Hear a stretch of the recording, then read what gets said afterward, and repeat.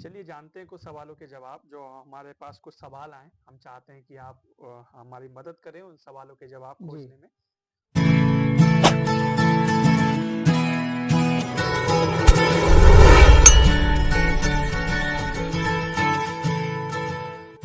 तो पहला जो क्वेश्चन हमारा आया था वो ये था कि मृत्यु के बाद क्या होता है, जी। तो इसके बारे में बाइबल क्या बताती है?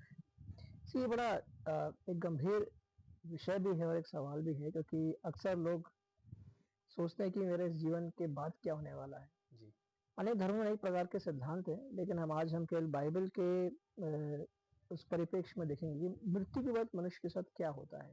हम्म। बाइबल बड़े स्पष्ट तौर पे एक बात स्पष्ट कहती है कि क्योंकि हमने पाप में जन्म लिया है, इसलिए हमें इस शरीर में मरना अनिवार्य है। कोई भी मनुष्य, मृत्यु उसके लिए सत्य है। अगर जन्म है तो मृत्यु भी सत्य है। दूसरी बात, शरीर जो मेरा और आपका है निश्चित तौर पर इस मिट्टी में मिल जाएगा। मिट्टी से हैं हम, मिट्टी में मिल जाएगा। परमेश्वर ने आदि में ही बात को वचन में कहा था। इसलिए विश्वासी का मरने के बाद क्या होता है, अविश्वासी के मरने के बाद क्या होता है, बहुत फर्क हमें समझना है। विश्वासी वो है जो प्रभु यीशु मसीह को उद्धार का तौर पर स्वीकार करता है, अपने पापों को मानता है। प्रभु यीशु मसीह मेरे लिए मारे गए, गाड़े गए और तीसरे दिन जी उठे हैं। इस विश्वासी के द्वारा उसका उद्धार होता है।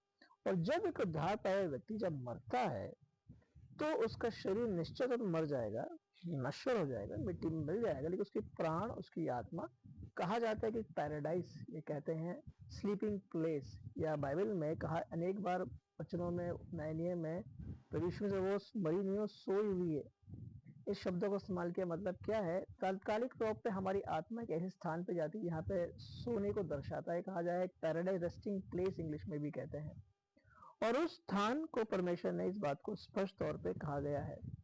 और इतना ही नहीं, ये जो शरीर है जो मिट्टी में मिल चुका है वो रूपांतर हो जाएगा जब परमेश्वर प्रभु यीशु में दोबारा स्वर्ग में लेने आएंगे। दोबारा आगमन में जो शरीर अब जो गाड़ा गया है, ये मिट्टी में मिल गया है, वो जी उठे। वो जी उठेगा। अच्छा।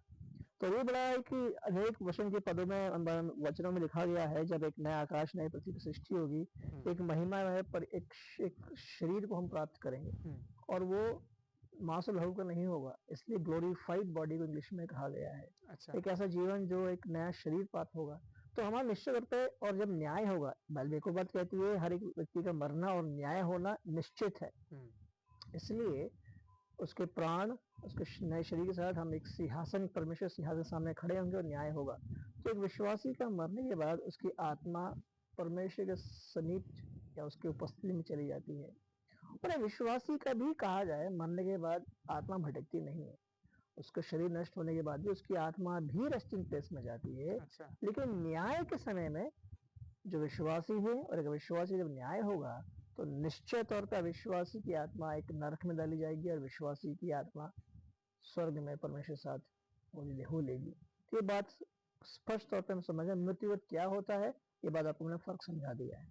अच्छा, मतलब वो कुत्ता बिल्ली नहीं बनते। बिल्कुल नहीं, क्योंकि ये सब अनेक सिद्धांतों में कहा जैसे बहुत सारी बातें हैं जो हम बहुत कुछ कह सकते हैं, क्योंकि हमें उसका जवाब नहीं मालूम है। लेकिन बाइबल ने वचन के आधार पर, वचन के सत्य के आधार पर इस बात को प्रकट किया क्या होने वाला है, इसलिए हम इसको मान सकते हैं कि यही इसका जवाब है। चलिए, धन्यवाद। फिर मिलेंगे, फिर मुलाकात होगी आपसे कुछ नए सवालों के साथ। थैंक यू सो मच भाई। Thank you.